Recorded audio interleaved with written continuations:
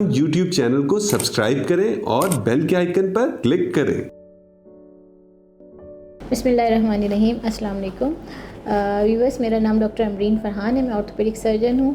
आज मेरा जो टॉपिक है शैटिका, जो कि एक बहुत इम्पॉर्टेंट और बहुत कॉमन प्रॉब्लम है। शैटिका को उर्दू में अर्क़ुन्निसा भी कहा जाता है। वो बेसिकली शैटिका क्या है, मैं थोड़ा सा डिटेल में आप लोगों को समझाना चाहूँगी कि शैटिका जो टर्म है शैटिक नर्व से निकली है। शैटिक नर्व हमारी बॉडी में एक मेन नर्व है। मेरे पास एक स्पाइन का मॉडल रखा हुआ है। मैं आपको थोड़ा सा एक्सप्लेन करना चाहूँगी कि स्पाइन होती क्या है और इससे शैटिका कैसे प्रोड्यूस होता है।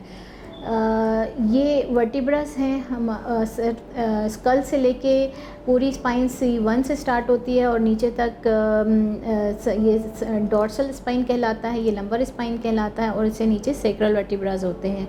हर दो वर्टिब्रास के दरमियान में एक जेल होता है जिसको हम डिस्क कहते हैं। ये सारी हमारी डिस्क होती हैं और हर एक लेवल पे वर्टिब्रा के एक स्पाइनल कॉर्ड से नर्व निकल रही थी। बेसिकली ये येलो पार्ट जो आपको नज़र आ रहा है बीच में कैनाल में, ये अंदर से अगर आप देखें तो स्पाइनल कॉर्ड होती है और उसमें से हर एक लेवल पे एक नर्व इमर्ज कर रही होती है और सर्वाइकल से नर्व्स निकल के आर्म्स में आ रही होती हैं, लंबर के लेवल से नर्व्स निकल के लेग्स में जा रही होती हैं।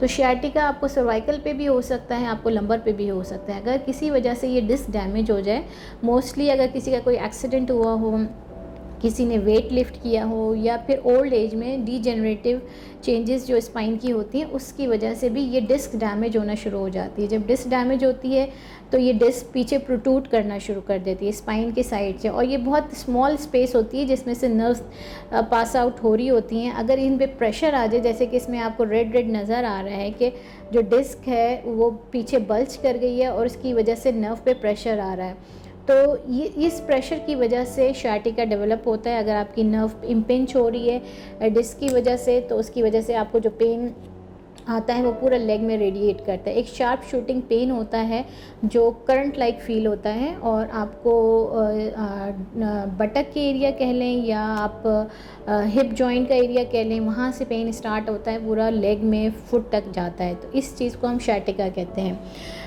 जो शैटिका की प्रॉब्लम्स हैं उसमें मैं ये कहूँगी कि 95% पेशेंट्स में सर्जरी की ज़रूरत नहीं पड़ती।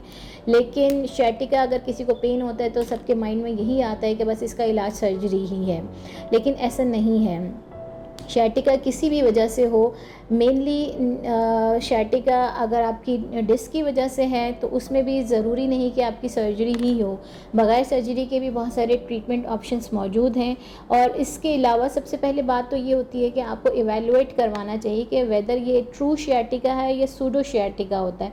सूडो शैटिका भी एक चीज़ होती है जिसमें डिस्क की प्रॉब्लम नहीं होती, शैटिक नर्व पे प्रेशर होता है किसी लिगामेंट की वजह से, किसी मसल्स की वजह से शैटिक नर्व प्रेस हो रही होती है और उसकी वजह से आपको शैटिका टाइप पेन हो रहा होता है।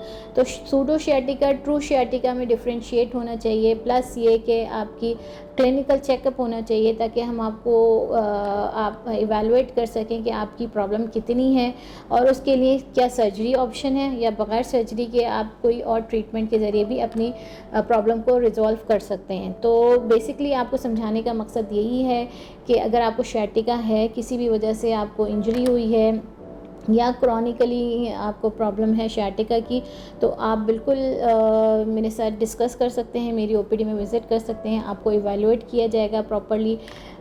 मज़ीद अगर इन्वेस्टिगेशन की रिक्वायरमेंट है तो वो कर सकते हैं और उसके बाद आपको ट्रीटमेंट सजेस्ट की जा सकती है कि आपको सर्जरी ही करवानी चाहिए या बग़ैर सर्जरी के भी आपकी प्रॉब्लम रिजॉल्व हो सकती है। जैसे कि मैंने आपको कहा 95% पेशेंट में सर्जरी की ज़रूरत नहीं होती और सिर्फ MRI में देख के कि डिस्क नज़र आ रही है और इसका इलाज सिर्फ सर्जरी है, ये एक मिसकंसेप्शन है। तो इस चीज़ को क्लियर होना चाहिए। MRI में डिस्क नज़र आने का हरगिज़ ये मकसद नहीं है कि आपकी सर्जरी होगी।